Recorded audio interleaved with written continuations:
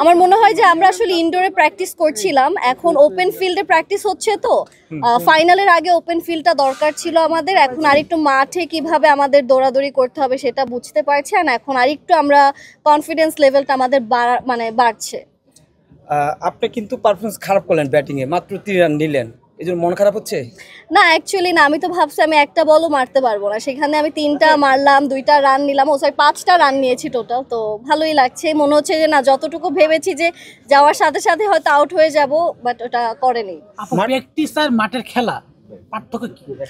অনেক ডিফারেন্ট। প্র্যাকটিসে তো আসলে খুব ছোট জায়গাতে অল্প কিছু মানুষ নিয়ে প্র্যাকটিস করা হয়, আর মাঠে দেখা যাচ্ছে বড় পরিসরে, অডিয়েন্সের একটা প্রেশার থাকে, প্লাস হচ্ছে কি এখানে দেখা যায় সন্ধ্যা হয়ে গেছে, লাইট ঠিক মতো চোখে দেখতে পারা যায় না, স্পেশালি আমি তো চোখে এমনি একটু কম দেখি, সো আমার জন্য একটু ডিফিকাল্ট, বাট ট্রাই করছি যে টিমের হয়ে ভালো কিছু দেওয়ার।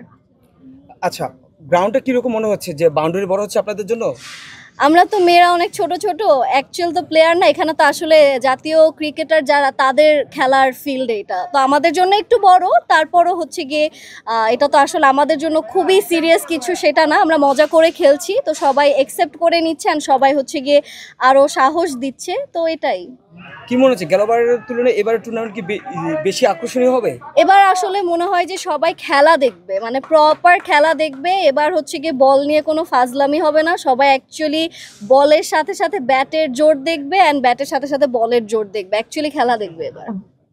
ব্যাটিং বলার দুদিকেই ভালো ছিল, সব মিলিয়ে মানে কি মনে হয় লড়াই হবে কিনা?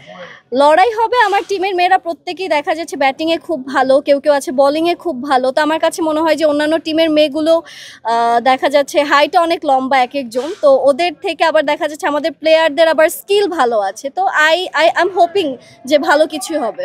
আপনার টিম নিয়ে আপনি কতটুকু আশাবাদী?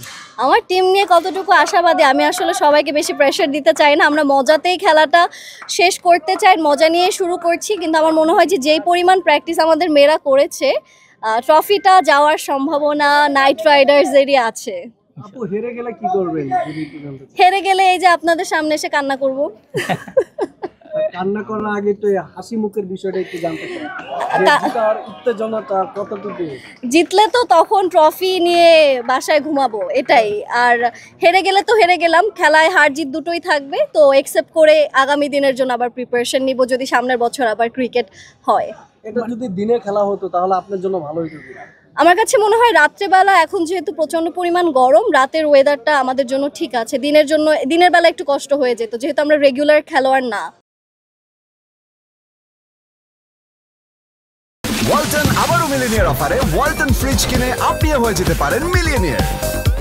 মিলিনিয়ার ছড়াছড়ি দেশ জুড়ে, এটা শুধু ওয়ালটনই পারে।